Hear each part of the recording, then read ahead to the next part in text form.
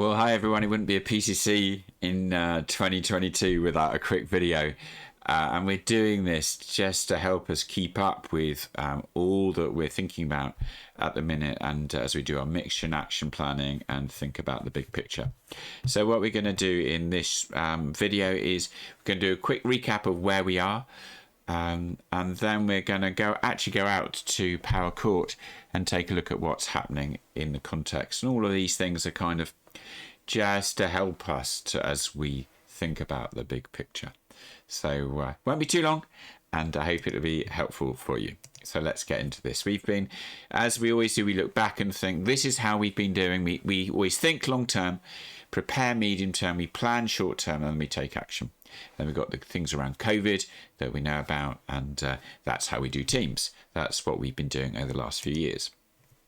So on the 24th of February, we had a discussion, and Anne put this nice summary together of the things that we were thinking were important. You can always pause the video, but I don't need to keep running through these. But that's what we said were important. And then as we put these things together, our theme this quarter has been disorientation with God and rebooting in that. And so we've been saying we've been seeking God's leading together. And that's that past slide: simple, sustainable, joyful, led by the Holy Spirit, inspired by worship and community, relevant to our generation in Luton, noticing flow, a sense of peace, proactive outreach with supported structures. Those are the things that kind of we're inspired by and our basis for. But we're also thinking some clarity, some focus, some priorities. And we looked over the last few times about we got a flow through the building. This is the second thing up here. We got people coming through. We got people in the building. We got importance of finance and partners. These are our kind of resources that we have. And our priorities are to have fruitful mission, healthy and sustainable church, and healthy and sustainable finance. So that's what we've been talking about over the last few weeks. And we've talked about, what are our ambitions in 2022. We've established an Alpha and After Alpha journey. So I'm doing that with the Carters and the Fishers, an evangelism team. A Welcome that works with natural flow and culture. Andy Pike's taking lead on that with me. Rebooting the 0 to 18s to include proactive outreach enabled by relational leaders in connection to our context. That's what Carol's leading us ahead on, and also thinking about the next stage, which Pete has been really helpful in thinking that through, and the Way Ahead group is always thinking about that in the background, but particular emphasis from Peter recently. And we can kind of put those all together in one slide in a triangle. With our vision, many nations, loving God, loving Luton, following Christ, with certain aims and fruit, with priorities, with resources and flows, and emphasising things. That's really what we've been talking about over the last few weeks. Just checking I'm recording. Yes, I am. That's right then.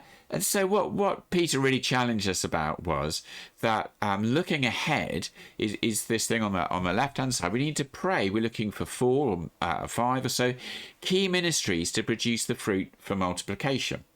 The 10th of March at our meeting then, the steer included heritage and building, noticing the Powercourt journey.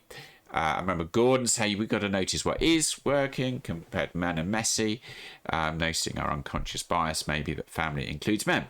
So that's what we looked at last time, and very helpful. But we're also saying it's got to be relevant to our context and our situation. And obviously tonight we're thinking about 0 to 18, but we can also think about, well, what does it mean to be relevant to our context? So we're just going to drop this. This is the new bit to the mix. Just take a quick look at what is happening around us. This is to fuel our prayers and our thinking as we look ahead.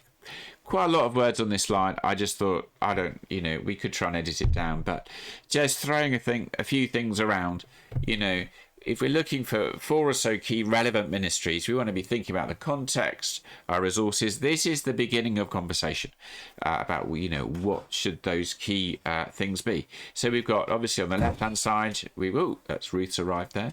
On the left-hand side, we've got our heritage, we've got Powercourt, we've got the town centre. We've got the Mal's going to be reducing with housing. We've got the local aim for Luton to be free of poverty by 2040. We've got people arriving. Who's going to stay with us? We've got people coming from North London, moving into the south side of Luton, people from Harpenden, different ethnicities moving in a minute. And those new people will need rootedness. Also noticing that the church front has a green space, and we want to keep that in mind. That is the soft space around the stadium and in the park of where we're at. And also thinking about, our situation, we need ease of entry and ease of use for the church. That's some of those things, context. And then resources, we think what is working. Then we've got potential covenants on the land for Powercourt, so there's the opportunity to raise to maybe utilize some 106 money, as they call it, from the development that goes into local situation. Maybe there's the opportunity to access Anglican regeneration funding. We're trying to up our hirings, hence the chairs, because ultimately we're going to lose the graduations, we think, because we'll lose them to what's happening in Powercourt. So we've got to replace that and try and augment that. Obviously, one resources will sit in the orange glow of the football club. We've got the Peace Centre project, where they're thinking about regeneration, which could be economic community. We've got the wellbeing stuff around joy skills that I've also mentioned, around the trauma aware ministry and prayer ministry. Of course, the opportunity of men's ministry with the football club. Lots of things going on. And just those are kind of little things to drop in. But I think it's actually, Pete was saying, let's go down to town and let's have a look and actually see what's happening around St Mary's. So we get a little bit outside, and we're going to go and take a look at the works done. And so you can have a little look at the video now. Thanks. Hi everyone. Well, you can see that we're doing this recording from somewhere slightly different. We've not had this view for a while. Behind us, we've got the Noah building that's been knocked down, and we're here above the Mal and on the Powercourt building, and we're doing that so that we begin to get a vision for what's going to be happening to us as a church, as a building in our context over the next few years. So Pete's been taking a lead on this. There's a train going behind us. Pete's been taking a lead on this. I'm going to get him to talk through what's happening on site first, and then kind of the vistas, and then we'll think about some of the implications. So, Pete. Great.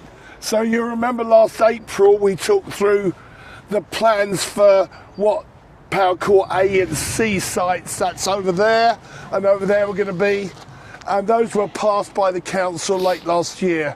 So we're going to have blocks of flats over here, a lot of retail and recreation as well, with the River Lee running. You see that new building over there with the pointed brick and pointed roof, where the River Lee runs open just behind that, and that's going to run out over here through just below us here, we think, open, and then we'll go into a culvert again underneath the stadium. Stadium will be here, and then the area C, which again was passed last year, is over right towards the end there, where you can see all the diggers and so on. It's amazing actually when you come up here how much work is going on that I haven't been aware of for sure. So in the next month or two we expect the plans for the stadium to come in, and the club have promised that we will be involved in consultation before they go into the council. So that'll be coming up to us in the next few weeks, according to the Michael Moran, the COO of 2020. All exciting, but lots of implication for us. Lots of implication for our physical environment, but also a lot of implication for us as we plan the future of the church in this new community. And I think that's where we come back to talking, Mike. Yeah. So obviously there's lots of implications for us, just in terms of the framing of the building, the context, who's going to be living here, changes in the Mal. So why don't we have a little think through that as you've been involved mostly in interrelationships with others. Where do we start? Well, what this site I think represents is major regeneration of a massive part of the centre of Luton that has really been Nothing for the last 20 years at least. And before that, a power station. And before that, a power station, Yeah. absolutely. So we are in this major rethink of what does it look like to be church. You know, the town's been changing, we know that, and we're having to face up to that, and it's meaning changes in membership and all sorts. But this is going to mean a new phase coming up within the next 3 to 7, 10 years. What I did mention earlier was right behind me, the mall car park here. The new town centre plan has that scheduled for coming down. Yeah. So they reduced the retail space in the mall by about 40%, and that'll become housing and recreation and more retail. So that means there's more people living around us, there's opportunities to do something with the site, but also we need to be thinking before that happens rather than afterwards. Yeah. So we're asking lots of questions about what's the context of our church with 900 years, you know, this period now. 900-year-old building and heritage in the midst of this new community, a very new community, a very mixed community. Luton run down, a lot of deprivation, but a lot more aspirational living, people coming in here with more money, etc. What's that going to mean for our community? And so what it means for us as a church, well, it means lots of things. The first things that come to mind are, well, we got the physicality of the churchyard and of welcome. What do we want to do with that? That would be something that we would be thinking about. How do we signify that we are open? Or then you've got the social framework is going to be changing. Yeah. So actually, it's important to remember that home matches are 19. It's about 19, 20 or 19, so. 20. Assuming we're in the Premier Division by then. 23 if you've got other cup matches up to, you know, times on Saturdays. So it's not that often out of 365 days. But actually, for people like me doing weddings, I'll bump my mic there, we've got to plan for weddings, but there's also how do we connect with and how do we plan ahead for those things. But the big things are, you know, looking from outside in, how, you know, what's the connection between the physical buildings at this point. You know, when we will be have to talk to the council about the road, we'll be talking about the football club about the stadium, the mall about what's happening over there. There's an awful lot of variables around us, really. So exciting time, but lots of change. But actually, the big question, I suppose, is what does church look like in this new emerging community? Yeah. And that's the big one for us, isn't it? And we're not here saying that we've got the answers. We just want to kind of place ourselves. Let's just show you, you know, like here is the railway. Suddenly you see it on this side. So it's like, where are we going? What do we want to be doing? How do we frame the future? Yep. Over to you. Yeah. So we're just dropping this in now so that we don't have to talk about it at PCC, but you can watch this video and we can begin to let these things feed into our conversation. So thanks for watching. Thank you.